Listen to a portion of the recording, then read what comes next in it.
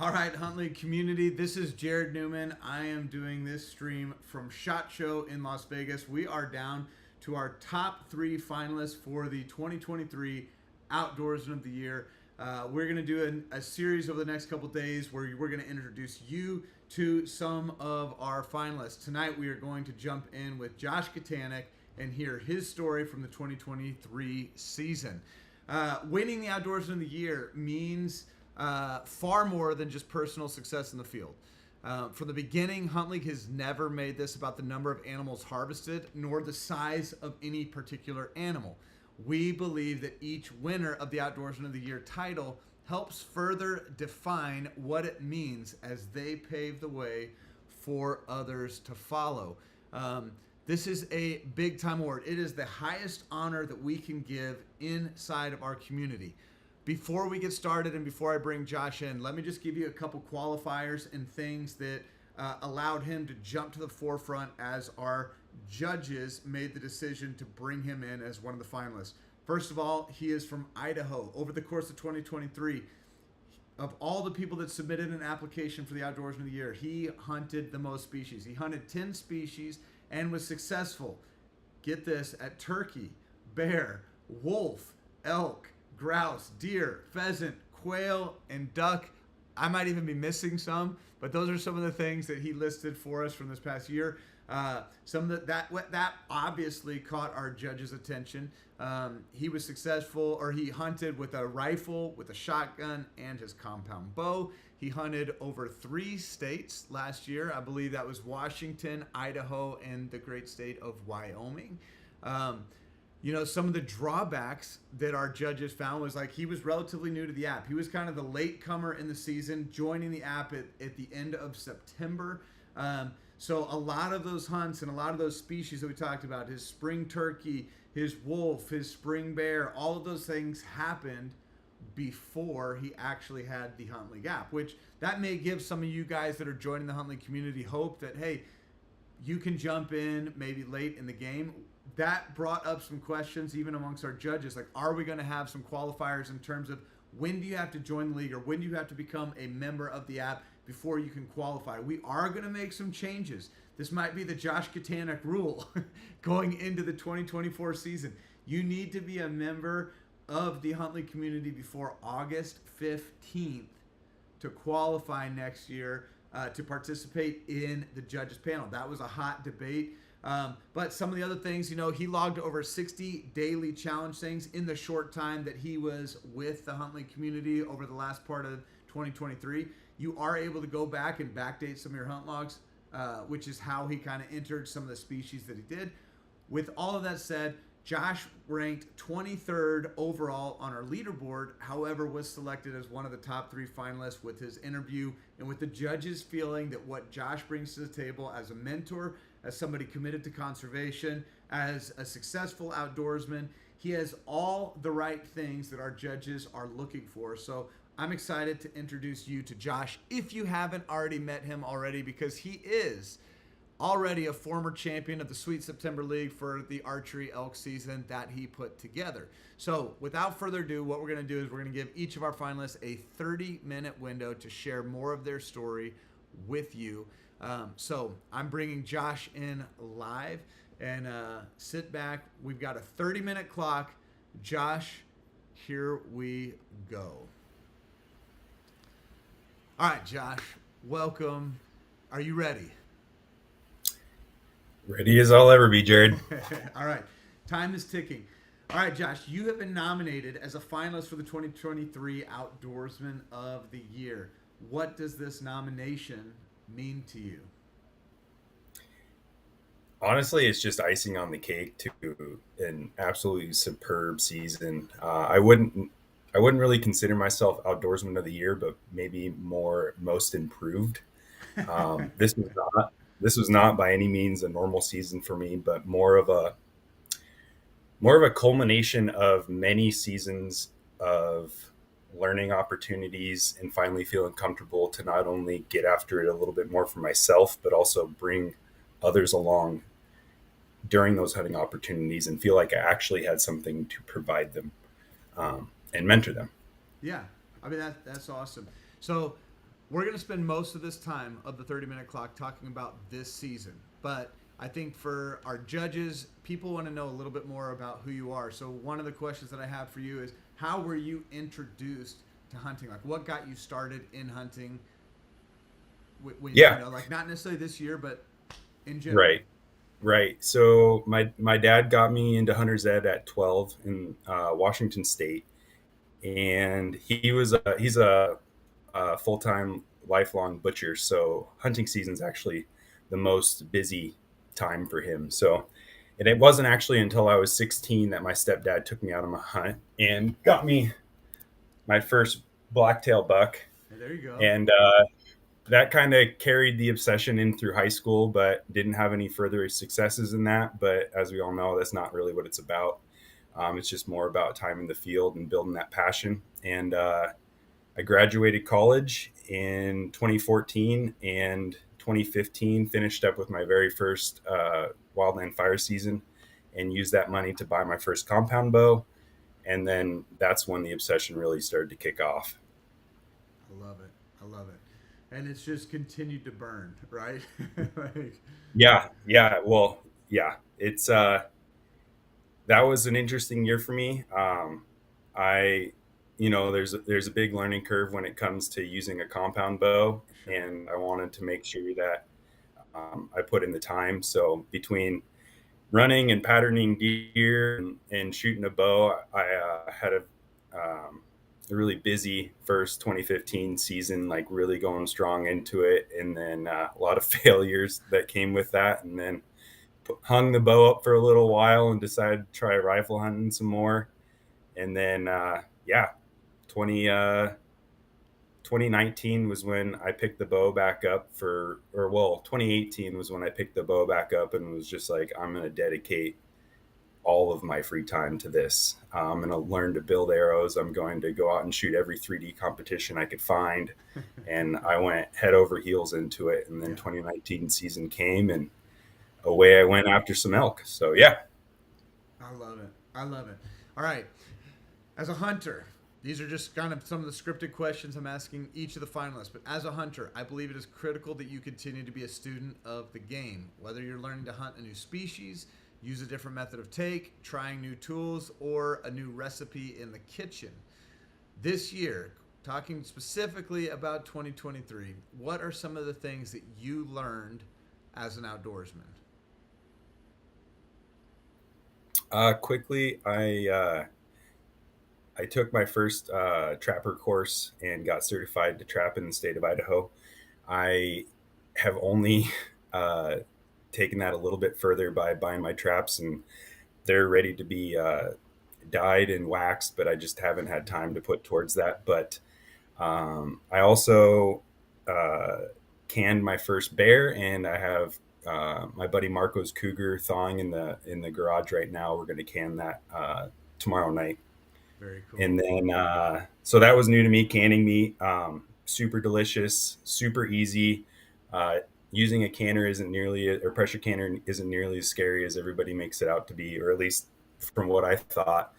And then, the biggest takeaway as far as like hunting and hunting success and mentorship this year has been communication.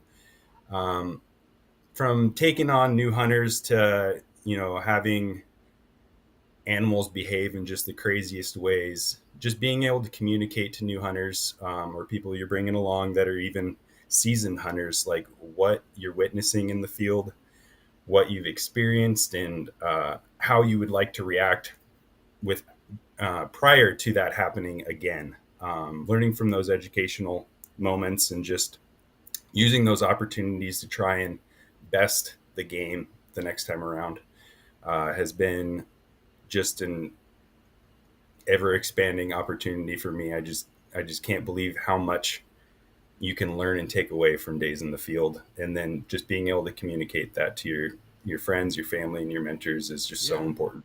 Do you have a specific moment that you are recalling where you had like some kind of encounter, engagement with an animal? I don't know if it would be with your turkey, with your wolf, with your elk, where you kind of had that, like, okay, you have this moment in the field where this is a response, and now you're dealing with the communication that you're talking about. Like when you're saying that, is there a specific moment that kind of comes to mind that you can kind of relive and share with us? Yeah. Well, so for some of you, you could probably go back and re-listen to my elk hunt, and a big learning moment for that was just understanding that if you start calling again, your elk could just potentially take off and it'll run right through your shooting window, and you can make a bad shot very quickly, or a questionable shot that you weren't able to validate. But to expand further on that, so my buddy Marco reached out to me this past season and wanted to get into hunting. He's a retired Army Ranger, and he lives down in Georgia. And he'd just been kind of following along on my hunts on social media and was just curious if I'd be willing to take him along. And kind of hesitant at first because I hadn't really taken on a mentee, Sure. like officially. Like officially Somebody, like that. Like somebody yeah, that's asking you, hey, I don't know how to do this. Will you just take me and kind of indoctrinate me yeah, into the world of hunting? yeah. It's like wondering, well, am I even good enough to offer you with information that will help you be successful? But Sure. fortunately, while he was on a hunt in the springtime with me, he had gotten into the area that I wanted to hunt 4 days prior to me, and just was finding a bunch of old sign. And so we rolled into that area and caught my brother-in-law and I, and we tied in with Marco, and he kind of explained what he was seeing, and we went on a little evening hunt, and um, just kind of verified that, yeah, all the bear sign that we were finding was pretty old. They probably moved up mountain to where the grasses were a little bit newer because of the snow melt. Yep. And so being able to communicate that to Marco and have him understand, like, sorry, we just had you waste 4 days up here because we weren't here to like give you the cheat codes and the information to know, like, okay, they aren't here, let's go up higher. But that following morning we took him up higher, and we got up we got up to about 5,000 vertical feet, and we came around a corner that had this just like beautiful swath of green grass growing right in between a bunch of timber. And I came around that corner. I was like, oh, there's going to be a bear there. And sure enough, my brother-in-law was like, there's a bear. And there was a sow and two cubs, and we watched her for a little bit. And Marco just couldn't believe it. But I was like, okay, well, if she's up here, there's bound to be more bears. So we hiked probably less than another quarter mile before we came across fresh scat. Yep. And I could tell by the flies being on it that it was very fresh. Super And fresh. so I took that as an opportunity to tell Marco, like, hey, now's the time that we unsling our rifles from our packs or off our shoulders. We chamber around and we start creeping. Yeah, slow moving. And yep. And that actually ended up, I was in the lead, uh, then Andrew, and then Marco back behind him, when we were all probably spaced out about 25 yards. And we started hiking through these little timber cuts that turned into grassy slopes, timber cut, grassy slope kind of thing. We got into our third grassy slope, and I made it almost all the way through. And I glance over my right shoulder, and I see the top of a bear's head, just ears in the top of his head, about 30 yards down below me. And I stop, and fortunately, they're watching my body language, and I turn around and look at them, and I just give them one of these and one of these, and then I creep forward, and that's when I was able to get that bear to stand up and get that done. But yeah, it's just being able to piece all those things together, like finding that sound cubs, finding that scat, preparing Marco. We even found like fresh tracks and some scratched up barks and whatnot. Like the bears were heavy in there, and it was go time. So Yeah, I love it. I love it.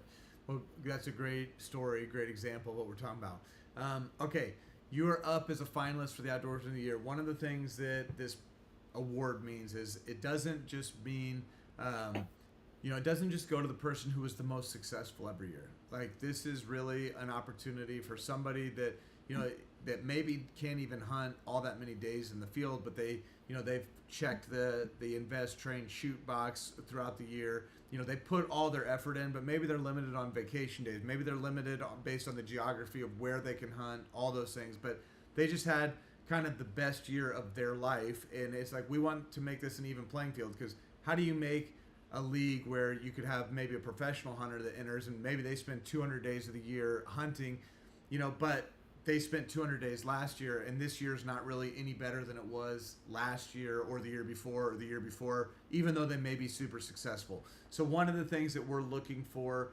as we move people into this Outdoorsman of the Year is like, what really truly made this year special for you? Like, what made 2023 stand out? How was it different for you this year than it was previous years? So tell us about 2023, because this is really a qualifier question as to why you would be kind of considered like this was a banner year. This was a special year for you. So what made this year special? This year was the accumulation of all of my hunting and unsuccessful hunts and learning opportunities in the past coming together and finally being able to capitalize on those things.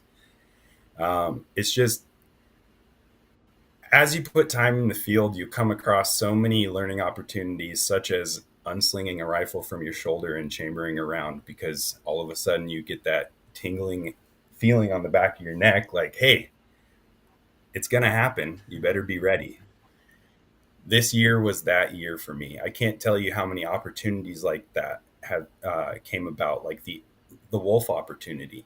We saw that wolf dive off the edge down into some timber.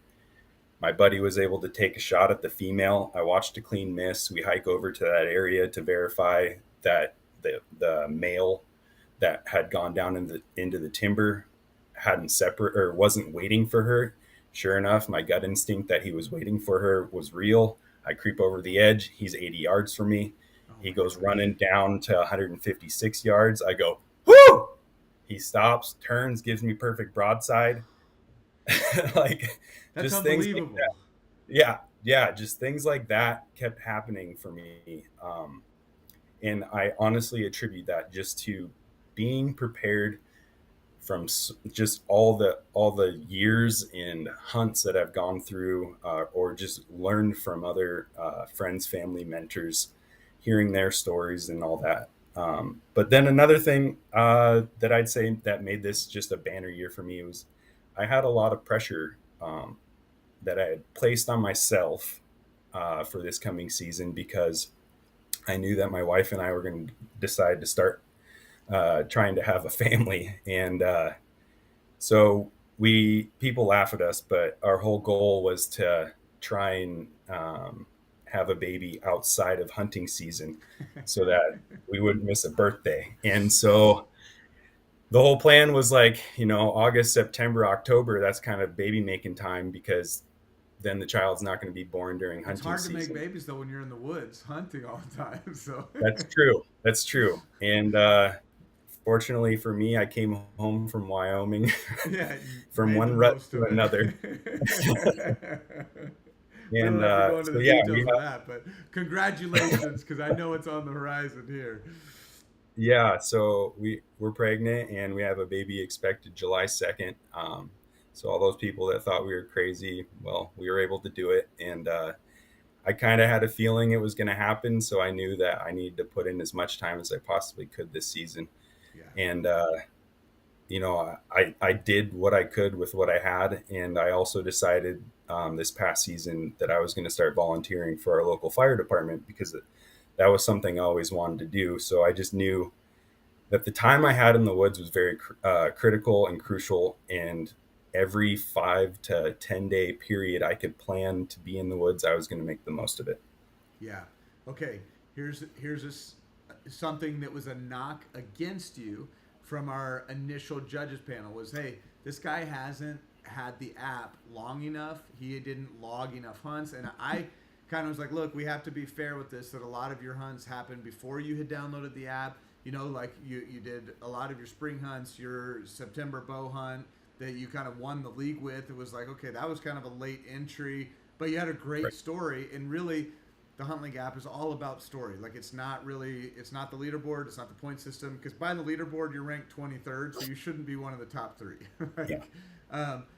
One of the drawbacks though is, okay, this guy only has like 10 hunts logged from 2023, and I know some of that is you just going and backdating, like here's a hunt date that I killed the bear, here's, and you're telling the story, you're reliving that. But one of the questions that people are going to have is, well, how many days did you actually spend in the field? Like what, like, we know that there was these 10 days and you harvested these animals, but one of the things that people want to know is like, well, what kind of time were you spending in your scouting? Not just like e-scouting from your couch, but like, we have a guy that was part of our Western Hunt League championship, Josh Dishman, who was the champion.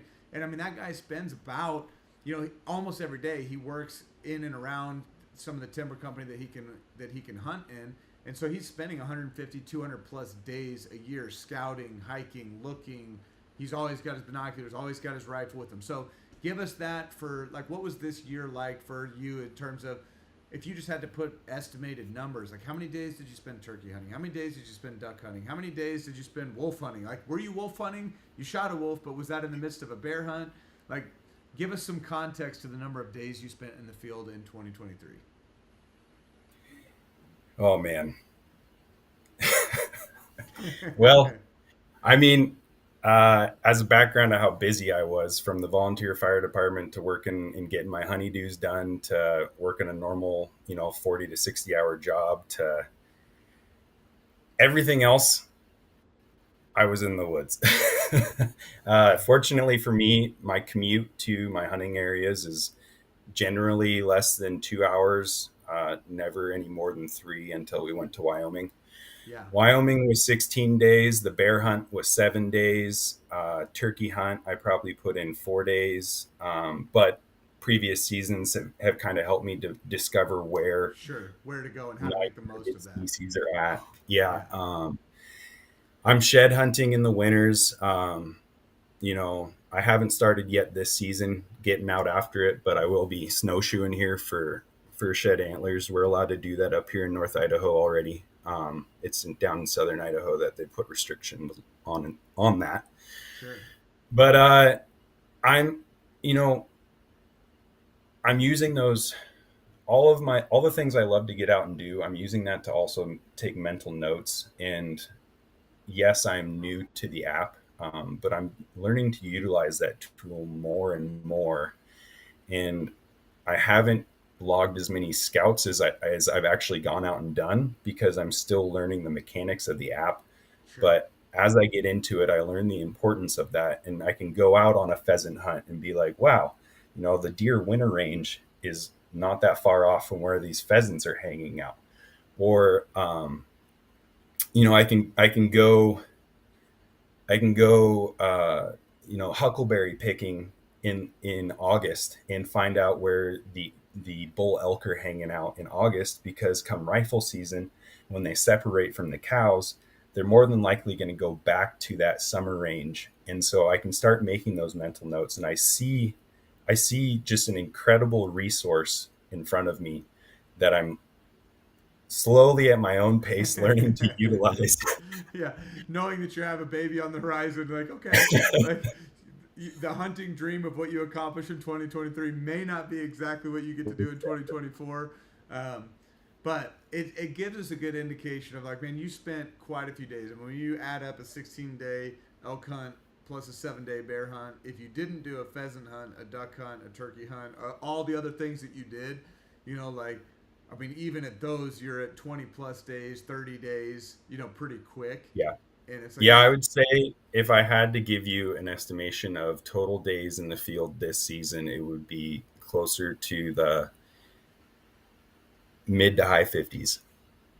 yeah, that's a lot of time in the field, which is just one of those qualifiers. Like, it's like, look, nobody's paying you to be out there. This is a true passion, and that's what we want to find and tap into with the people that we put this title of Outdoorsman of the Year. Like, what made this year special, and what did you do kind of above and beyond to kind of earn your place into this? And I mean, I think you've given us plenty with your resume. It's just in the Hunt League side that was kind of missing, and like, all right, let's fill in some gaps there. Question for you, next one. If you could change anything about your season, what would that be? My wife's been trying for an elk for 10 seasons. She gets after it just as hard as anybody else I know. But when it comes to hunting elk, it seems like everybody else around her has success, and she's just there to be a packer. And it kills me. And this coming season, even with the baby on board, we're gonna try and get that done for her. And then, yeah, I guess to stay on topic, it just seeing her dedication and time commitment, and, it's not just we're I married her because we make such a great partnership, not only at home but in the field as well. And Yeah. she's my partner, and I'd give the world for her to be able to harvest an elk. And it wasn't for lack of us putting in time; it was just other time commitments that got in the way. Like, we're in that age group where people are still getting married and they're robbing our weekends from us. So Hey, one of the things that you did mention, I mean, I appreciate you sharing that. Like, it's not even something that you would necessarily change about your season as much as just like, man, you really, like, if you could change something, you just want it that bad for your wife to experience that taste and, of success. And like, I can applaud that answer because I had that same feeling, like, I took my brother-in-law out. I'm not going to get into my story. We're switching. 7:30 left on the clock. So back to you. Okay, I'm going to read this question. It can be easy for people listening right now to assume that this is just a hunting contest. It's really not. This is a story-based contest that involves all the work that goes in to your season, from your training days to your scouts to the highs and lows of what a season can bring. You're a finalist today because you shared your story and demonstrated your commitment to get outside. So tell us a little bit about your work ethic, your off season, and some of the preparation you did this year that led you to success. I mean, I know you've kind of accumulated a lot of things over the last couple of years, but what's the physical training like? I'm not talking about when you're on a hunt now. I'm talking about what are you doing to prepare yourself to be successful, because that's a critical component.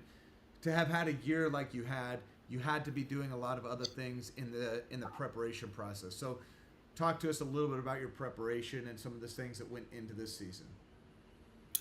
yeah, so from long range shooting and just diving full into reloading, to like diving into reloading to the same aspect that I dove into arrow building. I didn't And even then, know that until you just said that, so that's great information. Keep feeding it. yeah, and this year, I wanted. I used to, or I still run, and I used to run really long distance, and so it was always about training for me, and I wanted to get my wife her first marathon. So I helped her train and run her first mountain marathon up Schweitzer Mountain near our house here in Idaho. And through the fire department, I'm constantly doing physical training for that. But this is my fifth season in a row completing the Murph Challenge. That's something that I do every year. I don't do it affiliated with anybody. I just do it at my house, and I train for it with whoever wants to come out and train for it with Yeah. me. Are you doing full vest in the whole deal? Yeah, yeah, Okay, come on now. That's pretty yep, hardcore. So somebody that doesn't know it, that's a mile at the run. You got yep, 100 pull-ups, 200 push-ups, 300 air squats, plus a mile to finish it off. That is a yep. brutal physical challenge. And are you doing it kind of, they call it the Cindy style, where you kind of break those reps up, or are you doing 100, Yeah. 200, 300?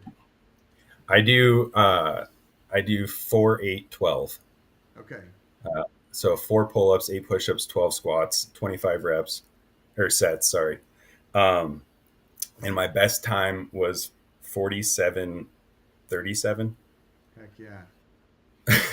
Yeah. That's a So great time.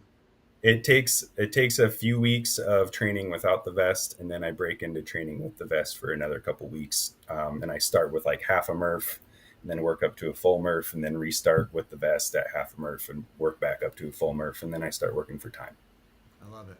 Okay, we're down to our 4 minutes. Over the past few years, we have seen the judges. When I'm talking about the judges, I'm not talking about the selection committee that brought you from a candidate to a finalist in this. I'm talking about when we go to the real judges panel, which is coming up here in the next week or two.